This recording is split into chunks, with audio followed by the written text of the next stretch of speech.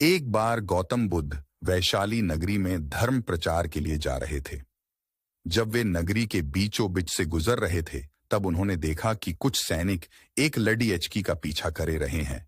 तभी वह डरी हुई लड्डेचकी एक कुएं के पास जाकर खड़ी रह गई और वह हाँफ रही थी और प्यासी भी थी। तभी बुद्ध ने उस बालिका को अपने पास बुलाया और कहा कि वह कुएं से पानी निकाले और स्वयं भी पिए और उन्हें भी पिलाए। इतनी देर में वह सैनिक भी वहां पहुंच गए। बुद्ध ने उन्हें हाथ के संकेत से रुकने के लिए कहा। बुद्ध की बात सुनकर लड्डकी ने कहा, महाराज मैं एक अछूत लड्डकी हूं और मेरे कुएं से पानी निकालने पर जल दूषित हो जाएगा। तभी बुद्ध ने उससे फिर कहा, बालिका बहुत जोर की प्यास लगी है, पहले तुम पानी पिलावो। तभी कुछ देर बाद वैशाली नगरी के राजा भी आ गए। फिर उन्होंने बुद्ध को नमन किया। बाद में सोने के बर्तन में केवद्दे और गुलाब का सुगंधित पानी पीने के लिए दिया, पर गौतम बुद्ध ने उसे पीने से मना कर दिया। बुद्ध ने एक बार फिर बालिका से अपनी बात दोहराई। इस बार बालिका ने साहस के साथ कुएं से पानी निकाला और स्वयं भी पिया और गौतम बुद्ध को भी दिया। और पानी पीने के बाद बुद्ध ने बालिका से उसके भय का कारण पूछा। तब उस बालिका ने बताया, मुझे संयोग से राजा के दरबार में गाने का अवसर मिला था और राजा ने मेरा गीत सुन मुझे अपनी गले की माला पुरस्कार स्वरूप दी।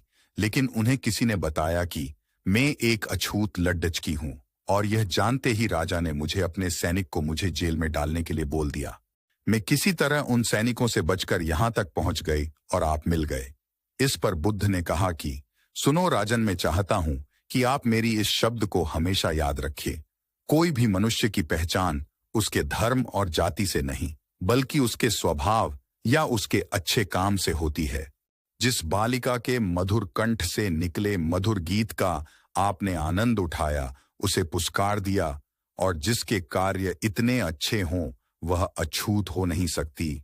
और उस बालिका के साथ नीची सोच और छोटे कार्य करके अछूत होने का परिचय तो आपने दिया है।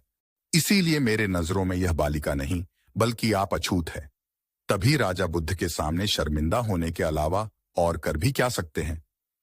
उन्होंने बुद्ध से क्षमा मांगी और वह से चले गए।